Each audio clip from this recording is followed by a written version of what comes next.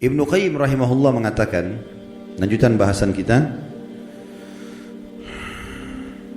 banyak kalangan salaf yang berkata,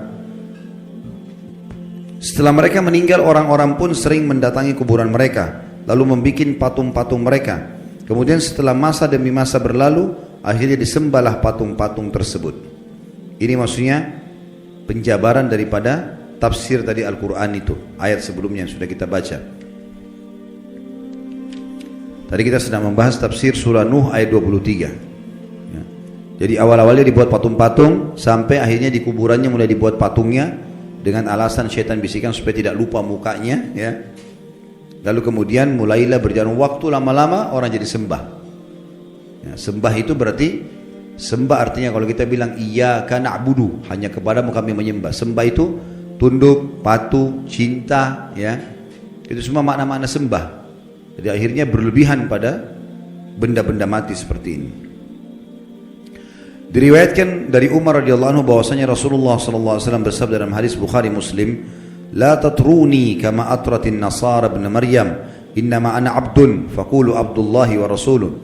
Jangan pernah kalian berlebihan dalam memujiku sebagaimana orang-orang Nasrani telah berlebihan memuji Isa putra Maryam. Aku hanyalah seorang hamba, maka katakanlah hamba Allah dan Rasulnya. Ya. Jadi Nabi Isa itu dulu alaihissalam, kaumnya awal menganggap dia nabi, manusia biasa. Awalnya Hawariyun, sahabat-sahabatnya dulu begitu. Berjalan waktu, mereka mulai menganggap Isa ini manusia suci dan lahir tanpa ayah, berarti dia anaknya Tuhan. Mulai pindah ke situ, namanya gulu, berlebihan. Akhirnya memposisikan Nabi Isa alaihissalam bukan lagi pada posisinya sebagai utusan Allah saja, tapi sudah luar biasa, sampai pada tingkat yang menganggap Isa dan ibunya Maryam alaihissalam adalah Tuhan. Awalnya tidak, tapi lama-lama ke situ. Awalnya cuma oh ini orang soleh, ini nabi. Oh, akhirnya mulailah diinterpretasikan, dijabar-jabarkan.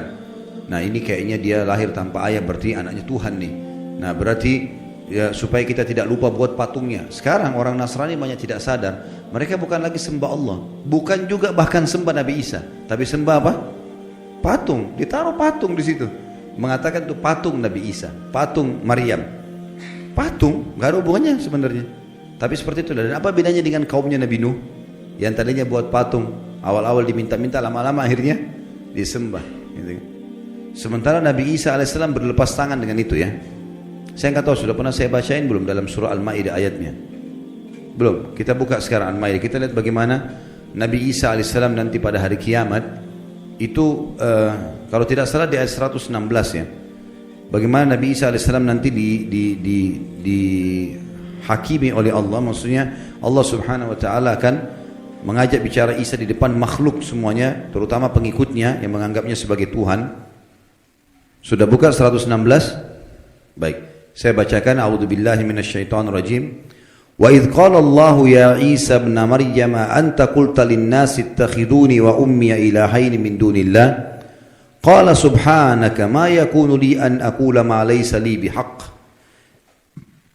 in kuntu qultuhu faqad alimta ta'lamu ma fi nafsi wa la a'lamu ma fi nafsik innaka anta 'allamul ghuyub. Dan ingatlah ketika Allah berfirman, hai Isa putra Maryam, maksudnya nanti hari kiamat nih, di depan orang-orang semua, apakah engkau mengatakan kepada manusia, jadikanlah aku dan ibuku dua Tuhan selain Allah? Maksudnya ada Tuhan lain ya? Trinitas yang mereka bilang itu. Isa menjawab alaihissalam, maha suci engkau, tidaklah patut bagiku mengatakan apa yang bukan hakku mengatakannya. Jika aku pernah mengatakan, maka tentulah engkau mengetahui apa yang ada pada diriku, dan aku tidak mengetahui apa yang ada pada diri engkau. Sesungguhnya engkau maha mengetahui perkara-perkara yang gaib. Lalu Nabi Isa mengatakan 117-nya, ma qultu lahum illa ma amartani bihi an i'budullaha rabbi wa rabbakum wa kuntu alaihim shahidan ma dumtu fihim falamma tawaffaitani kunta antar raqiba alaihim wa anta ala kulli syai'in syahid. Aku tidak pernah mengatakan kepada mereka kecuali apa yang engkau katakan kepadaku, yaitu sembahlah Allah Tuhanku dan Tuhan kalian. Ini ajaran Nabi Isa AS kepada orang-orang Nasrani. Enggak pernah dia bilang jadikan saya sebagai anak Tuhan, jadikan ibu saya sebagai Tuhan. Dan aku menjadi saksi terhadap mereka selama aku berada di antara mereka. Maka setelah engkau wafatkan aku, engkau lah yang mengawasi mereka, dan engkau adalah maha menyaksikan atas segala sesuatu. Jadi nanti pada hari kiamat, pernyataan Allah subhanahu wa ta'ala yang akan disampaikan kepada Isa alaihi salatu wassalam. Dan Nabi SAW mengatakan, jangan pernah kalian berlebih-lebihan dalam memujiku, sebagaimana orang-orang Nasrani telah berlebih-lebihan memuji Isa putra Maryam. Aku hanyalah seorang hamba, maka katakanlah hamba Allah dan Rasulnya, ya, Abdullahi wa Rasuluh. Juga sabda Nabi SAW di dalam hadis riwayat Imam Ahmad, Tirmidzi, Ibnu Majah dari Ibnu Abbas radhiyallahu anhuma, bahwasanya Rasulullah SAW bersabda, iyyakum wal ghulu fa inna ma ahlaka man kana qablakumul ghulu. Jauhilah oleh kalian sikap berlebih-lebihan, karena sungguhnya sikap berlebih-lebihan itu yang telah menghancurkan umat-umat sebelum kalian. Jadi ini akan membinasakan, karena kalau ada orang, ada dosa-dosa ada dua macam Bapak Ibu sekalian, ya. Ada dosa syahwat, dosa yang diikuti dengan hawa nafsu, kayak zina, riba, ya, mencuri. Ini orang yang melakukannya tahu kalau dia salah. Semua orang tahu salah, mukul orang, gunjing, ambil barang orang lain, dia tahu dirinya salah. Jadi lebih mudah taubat. Tapi yang masalah dosa kedua, namanya dosa syubhat. Syubhat semua dalam hidupnya. Dia pikir dirinya ibadah padahal selagi salah. Ini bahaya sekali. Orang nggak tahu masuk dalam syirik, masuk dalam bid'ah. Dia pikir dirinya ibadah padahal sebenarnya salah. Diingatkan Rasulullah tidak pernah contohkan, nggak apa-apa. Loh kok nggak apa-apa ini? Gimana caranya nggak apa-apa? Nabimu tidak pernah contohin, nggak apa-apa? Gimana? Sahabat nggak pernah contohin, nggak apa-apa? Ini bahaya sekali, ini resikonya besar, ya. Seakan-akan orang mengatakan kalau Rasulullah SAW masih hidup, tidak apa-apa ya Rasulullah, saya kerjain nih. Walaupun anda belum ajarkan. Kira-kira kalau dia bilang begitu depan Nabi, diapain sama Nabi itu? Pasti dia dihardikin, tidak boleh. Gimana caranya? Ya. Para sahabat saja tidak ada yang berani itu. Ada yang pernah bilang, kan ada beberapa sahabat yang melakukan perbuatan Nabi tidak pernah contohkan.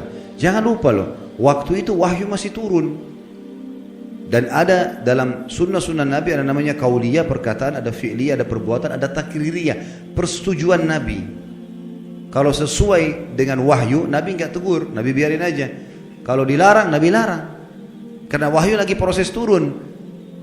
Kalau sekarang Nabi SAW sudah meninggal, agama Islam sudah sempurna, gitu kan? Untuk apa kita mengatakan boleh kita tambah-tambah?